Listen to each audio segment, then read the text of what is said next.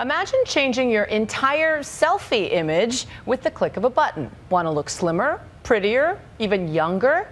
90% of teens today say they've posted selfies online where perfection is just a filter away. But some are taking the quest to even bigger extremes, striving to look airbrushed in real life. Here's ABC's Cecilia Vega.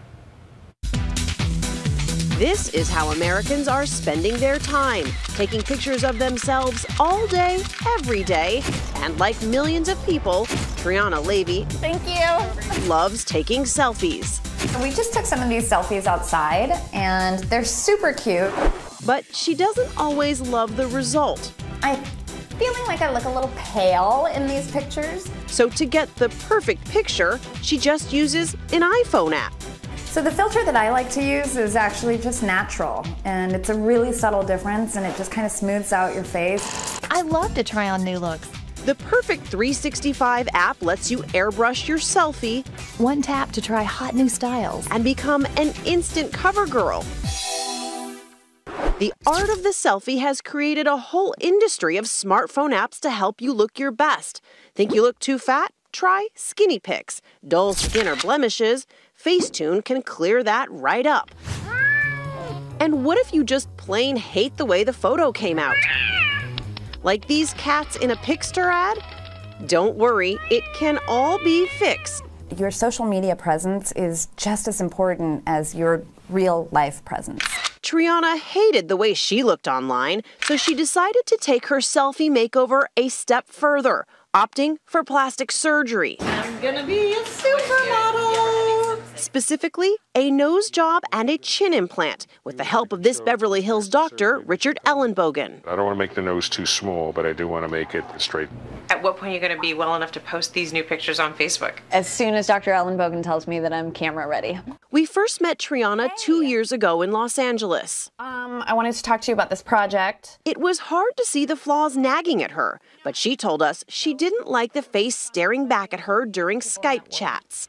That one I can do. Okay, thanks. Take care. I'll talk to you soon. Or in Facebook pictures. 10 years ago, I don't think I even noticed that I had a weak chin. She tried to change the camera angle, even untagged photos she didn't like, but none of it was enough. My darn chin just bugs the living daylights out of me in this photo. It's kind of the first thing that I look for in a photo is how does my chin look, which is really weird. So she decided to get a chin implant. When you do a chin, sometimes you have to do a little bit more than that to balance the face in the chin.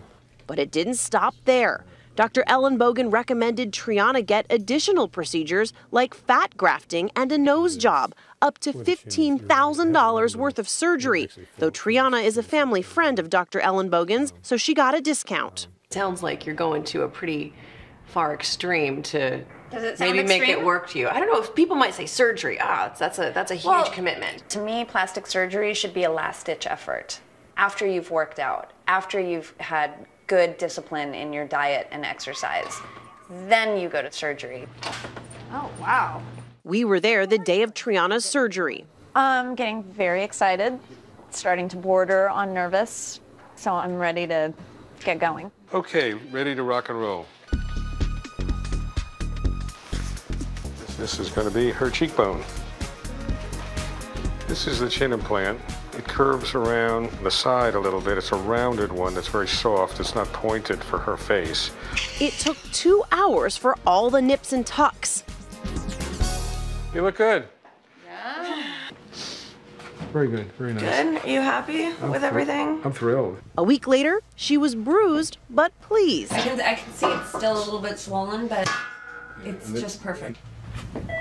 A month after her surgery, she was thrilled. Hello. Hi. Hi, Cecilia. Hey, Triana. Welcome. Wow. Oh my God. hello. It really is different. After all that surgery, her new face was complete. Here is the quintessential profile shot, which Before, you never would have put on. I never would have put that on because my little chin would have been, looking like a little turtle. It may seem extreme, but for Triana, all this wasn't just an ego boost. Taking a good selfie has become a high-stakes business that can turn just about anyone into an Insta-celebrity. Today, this business, moving at the speed of the internet, your selfie is your headshot. So you can reinvent yourself every single day with simply your iPhone. As a senior talent manager at the Ufluencer Group, she manages the careers of rising internet stars like Nicole Guerrero, online makeup guru.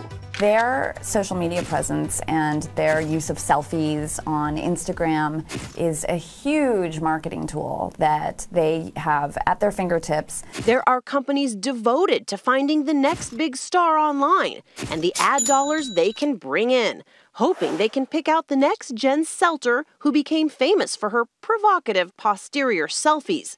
Today, Triana is still happy. I now have the face that I've always thought that I had. I feel like I still look like myself, but photoshopped. But in the quest for the picture-perfect face, she is not done with medical enhancements. Since the last time you've seen me, I actually had to have very small corrective surgery on my nose. And I had a little bit more fat grafting, and Botox is, to me, a necessity. It's kind of like in my bills, like rent, food, gasoline, medical insurance, Botox. It's like a standard. Ironically, Triana feels selfie-enhancing apps actually can make people insecure about the way they look in real life. It skews our perception of how we should look. I think it is making hold ourselves to a much higher unrealistic standard. But Triana believes there is nothing wrong with trying to look her best. Not everybody is born beautiful, and if you can get a little help from an app or from a nip tuck or from an Instagram filter, then more power to you. For Nightline, I'm Cecilia Vega in Los Angeles.